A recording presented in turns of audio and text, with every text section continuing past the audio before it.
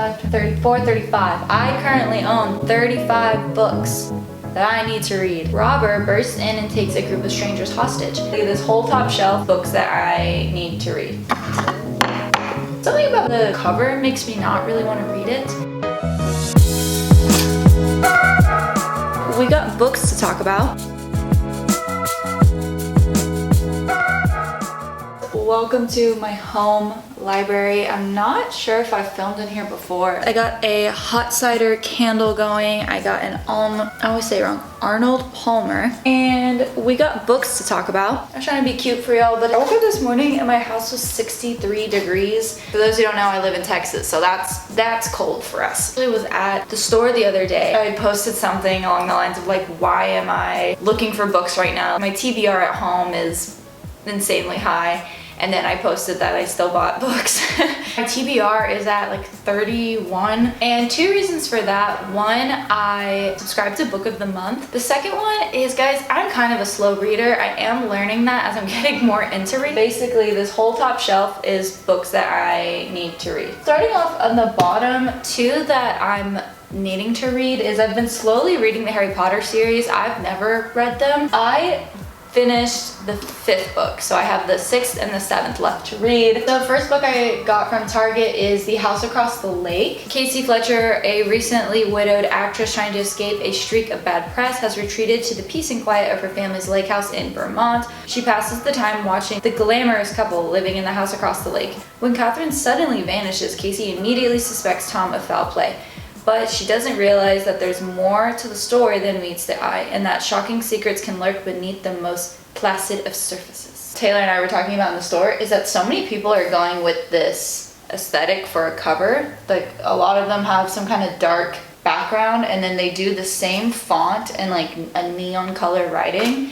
And if I'm being honest, it works on me, because look at this next book. This is The Guest List by Lucy Foley. I have read The Paris Apartment and I really enjoyed that. It's like a mystery whodunit. It's got a lot of good twists in it. And like I said, it was buy two, get one free. So I also got Emily Henry Book Lovers. I actually recently read Emily Henry's People We Meet on Vacation. I just have the sleeve of it right now because someone is actually borrowing that book. I heard this one's also pretty good. Jumping to these mainly because I don't want to end with these, but I was actually in Port Aransas and there was one toy shop that at the very back they had 2 bookshelves and they were just crammed with a bunch of books that I guess people in the community just kind of drop off the books there and they'll just resell them. And all the books on this shelf, every book was $1. I was like, that is so fun. So I kind of bought stuff that I maybe wouldn't have bought normally, but this one I grabbed called The 23rd Man by Peggy Nicholson. Oh my gosh, I'm so curious when these were printed because these remind me of old books. I'll put it on the screen if I find out when this book came out. But it just says Reese Dernrad has developed a new male scent, Irresistible, which is supposed to be a pheromone solution to attracting women.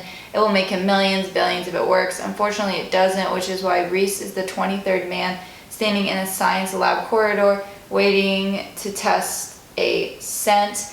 If graduate student Nicola Kent has indeed discovered the secret of sexual attraction, he needs her research, hell, he needs her. What he finds is a female tester named Dee and immediate and overwhelming sexual attraction, but he can't see her because he's blindfolded. Now Reese needs to track down 2 women, Nicola for her formula and Dee for lust, or is it love? Then I did pick up 3 more books, mainly because they looked like they were part of a series, and so just the thought of grabbing these books that are only $1 each to kind of dive into a series I didn't know sounded fun. I think this author has written 11 books, 12 books. Oh, this one's the final book in the series. Okay, so I'm kind of jumping around in this series, but Mates, Dates, and Chocolate Cheats. This one is Mates, Dates, and Diamond Destiny. And then Mates, Dates, and Sizzling Summers. I literally have no idea what these books are even about. I'm pretty sure I bought this book when I was like a freshman in high school and I never actually read it, but it was just called A Rocky Road Trip. Caution, long distance romance ahead. This definitely sounds like something that 14-year-old Gwyneth would be buying. It was a zoo the day I left. All I remember is pulling out of the driveway. I thought I was going to crumble into 100 pieces. I looked at Grant, he looked at me. Mom hit reverse. It all seemed so tragic, like I was shipping off to war. Still and all, a really, really dumb idea to come this far for college. But then it says, see how it all began, and it says Banana Splitsville. Love is nuts. Catherine Clark really likes making these with dessert puns. Maybe I should buy the first book, but it is pretty interesting that I have had this for 8 years and have not read it. So I definitely should. Maybe I should buy the first book and then get to that one, but we'll see. Sticking with that same theme, these 4 books are actually books that I've had for a long time, like years and years, and I haven't read them. Some of them I actually took from my mom's collection when I was back home. 2 of them are John Green books. I really enjoyed The Fault in Our Stars. I actually read The Fault in Our Stars years ago before the movie came out. Paper Towns, I haven't seen the movie, but I heard it's pretty good. And then I also have this John Green book, Looking for Alaska.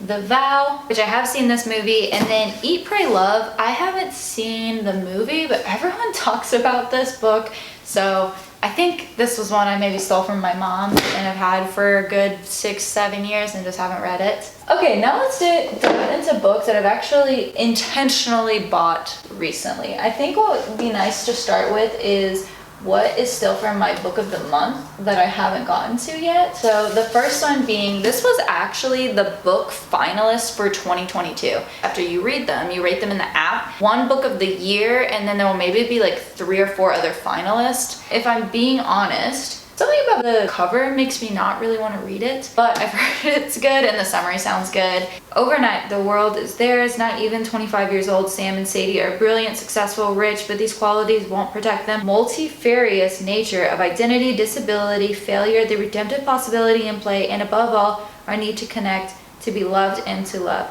Yes, it is a love story, but it's not one you've read before. So I had it on my list to buy it, and then actually my mom bought it for me. And I guess in 2020, it was part of Oprah's book club, which is called Caste, The Origins of Our Discontent. How America today and throughout the history has been shaped by a hidden caste system, linking the caste system of America, India, and Nazi Germany. Wilkerson explores 8 pillars that underlie caste systems across civilizations, including the divine will, bloodlines, and stigma. She documents how the Nazis studied the racial system in America to plan their outcasting of the Jews. Finally, she points forward the ways America can move beyond the artificial and destructive separation of human divisions towards hope and our common humanity. This is Anxious People by Frederick Backman. It says, looking at real estate isn't usually a life or death situation, but an apartment open house becomes just that when a failed bank robber bursts in and takes a group of strangers hostage. And you've got the worst group of hostages in the world. None of them is entirely who they appear to be, and all of them, the bank robber included, desperately craved some sort of rescue. As the authorities and the media surround the premises, these reluctant allies will reveal surprising truths about themselves and set in motion a chain of events so unexpected that even they can hardly explain what happens next. Sounds pretty cool. I usually like books that take place over several, days and weeks and whatnot, but every once in a while I do like a book that's just like one scenario and the whole book is breaking down day or those few hours. None of This Is True by Lisa Jewell. Celebrating her 45th birthday at the hot new local pub, popular podcaster Alexis Summers crosses paths with an unassuming woman called Josie Fair. Josie, it turns out, is also celebrating her 44th birthday. They are, in fact, birthday twins. A few days later, Alex and Josie bump into each other again, this time outside Alex's children's school. Josie has been listening to Alex's podcast and thinks she might be an interesting subject for her series. She is, she tells Alex, on the cusp of great changes in her life. Josie's life appears to be strange and complicated, and although Alex finds her unsettling, she can't quite resist the temptation to keep going on with the project. Slowly, she starts to realize that Josie is hiding some very dark secrets, and before she knows it, Josie has indulged her way into Alex's life and into her home. But as quickly as she arrived, Josie Flair disappears. Only then does Alex discover that Josie has left a terrible and terrifying legacy in her wake, and that Alex has become the subject of her own true crime podcast, with her life and her family's life in grave danger. I'm excited for this one. I don't feel like reading all the summaries. The Only Survivors by Megan Miranda. It's kind of got a Final Destination vibe to it. It's basically like there was a tragedy and some people had died, and then the friends every year have a reunion on the day of that tragedy. And then I think it's like the 10th year or the 15th year, probably the 10th year, they all get together as they do every year to remember that time. And on this reunion, people start disappearing. And so yeah, that's kind of just how the book goes from there. This book is The Writing Retreat by Julia Bartz, which also, can we take a moment for the similar style of the front that we talked about. People are just really loving this. A writer who does have some writer's block, more famous writer that she, admires, is actually offering a writing retreat out at their cabin, and a bunch of authors sign up, and I think she's hoping she can go and just get inspired and fight through her writer's block. And then when she's there, people start disappearing, and it implies that she needs to figure it out to see if she can make it out alive, essentially. So it sounds pretty cool, kind of eerie. I went through a phase where almost all the books I was picking were like mystery vibes. I think this one is too. It's called She Started It. This one's kind of interesting though. It said, Annabelle, Esther, Tanya, and Chloe are best friends, or were as children. They drifted apart in adulthood, but shared secrets have kept them bonded for better or for worse, even as their childhood dreams haven't quite turned out as they had hoped. Then one day they receive a wholly unexpected invitation from another old friend. Poppy Greer has invited them all to her extravagant bachelorette party. 3 days of white sand, cocktails, and relaxation on a luxe private island in the Bahamas. None of them have spoken to Poppy in years, but Poppy's Instagram pics show that the girl they used to consider the weakest link in their group has definitely made good and made money. Curiosity gets the better of them. Besides, who can turn down a posh, all-expense-paid vacation on a Caribbean island? The first-class flight and the island's accommodations are just as opulent as expected, even if the scenic island proves more remote than they anticipated. Quite remote. In fact, with no cell service and no other guests, the women quickly discover they've underestimated Poppy and each other. As their darkest secrets are revealed, the tropical adventure morphs into a terrifying nightmare. This one I got is definitely a romance book. It's also huge. When Ari and Josh first met, the wrong kind of sparks fly. They hate each other instantly. A free-spirited, struggling comedian, Ari likes to keep things casual and never sleeps over after hooking up. Josh, a born and bred New Yorker, has ambitious plans to take the culinary world by storm and find the one. They have absolutely nothing in common except that they happen to be sleeping with the same woman. Ari and Josh never expect their paths to cross again, but years later, as they're both reeling from ego-bruising breakups, a chance encounter leads to a surprising connection, friendship. Turns out spending time with your former nemesis is fun when you're too sad to hate each other and too sad for hate sex.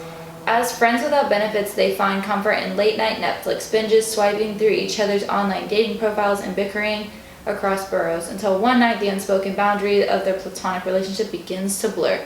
With sharp observations and sizzling chemistry, you again explore the dynamics of co-ed relationships in this irresistible romantic comedy of modern love in all its forms. Alright, and then the last book of the month, book that's on my TBR, is What the River Knows. This is actually the book I picked for November. This one I just got in the mail probably a week ago. Inez must rely on ancient magic to uncover the truth about her parents' disappearance, or risk becoming a pawn in a larger game that will kill her. I don't know, this just sounded cool. It also sounds different than some of the books I have in the mix right now, so thought I'd give it a try. So why not? I actually do like a lot of the magical fantasy realm kind of books. One of my bigger purchases lately also was kind of an impulse purchase. A Court of Thorns and Roses, the series. I've heard everyone talking about these. I have no idea what this is about, but I did post about it on my Instagram story when I bought it, and I don't think I've ever had so many responses to an Instagram story. So many people just raving about how much they like it, and all different kind of people in my life, some people that I would not think would be interested in these kind of books, they were raving about them. My last section of books, some random books. So first being, I love Allie Hazelwood. I went to see if she had any other books, and this one had just released a week prior, and I haven't read it yet, but it says Love Theoretically. And then what came in the mail the other day is Checkmate. I ordered this in May of 2023 and it released in October, and I pre-ordered it on Amazon, and I totally forgot, and I just went to get my mail one day and this book was there and I was like, oh yeah, I bought this like 6 months ago. I'm very excited. I just really like the way she writes. I mean, it is pretty predictable in terms of standard romance book, but she does throw some twists and turns in there that are interesting, and I just feel like she's really good at writing up like the tension and like the small, I guess, like body language that you would, especially in those early stages of when you're like starting to be interested in someone. Did he look at me that way, or is there a different explanation, you know? And a little bit of like that denial of like, there's no way this person's interested in me. Things like that. I like the way her writing style is for those. I think she really hits a nail on the head with that. Actually, my mom got me this book, The Accommodation, The Politics of Race in an American City. And this actually focuses on Dallas, Texas, which is where I live. So I think my mom went to some kind of conference or something and she met the writer of this book. Sorry, Mom, if I'm butchering that, but when she was there, she picked up some extra copies for me and my sisters. I actually picked this up more for Taylor, but I think I'll read it too, is The Queen's Gambit. This was actually in the clearance section of TJ Maxx, something like that, and it was only $4. Okay, last 3 books. The Story of Alex and Olivia Rebels, The City of Indra, and this was actually the book that Kendall and Kylie Jenner wrote. I don't actually know their full involvement with writing it. Like, I'm sure they had like ghostwriters and whatnot, but this is a book I picked up from Half Price Books. I got The Wedding Ringer. I was kind of in the mood for just like a cheesy classic rom-com vibe. Just having to pretend to be like the maid of honor and like pretending that she knows the bride really well and all that stuff, and then she starts to like someone, but she can't tell them the truth of what's happening. Okay, and then the last book, I'm so conflicted because I really do want to read it and it's on my list, but part of me is kind of scared to read it because I just don't do well with murder mysteries. I can't read it at night and stuff. Everything We Didn't Say by Nicole Bart. Was 19 years old when her world was torn apart. As fireworks lit up the summer sky, her neighbors were brutally murdered right outside their barn, and her younger brother became the prime suspect. She escaped, pledging never to return until now. As history begins to repeat itself and dodging local true crime podcasters start sniffing around, the race to the truth puts past and present on a dangerous collision course. Except this time it's her daughter's life that hangs in the balance. Okay, let's do a final count of the books. 4, 25, 26, 34, 35. I currently own 35 books that I need to read. And I'm not a quick reader, so it's probably gonna take me like 2 or 3 years. Alright, that is it for this video. I hope you enjoyed. I also hope you like, comment, and subscribe down below, and I will see you in my next one. Bye. Like, one of them literally cheated on his girlfriend, or his fiance. And it was juicy. Yeah.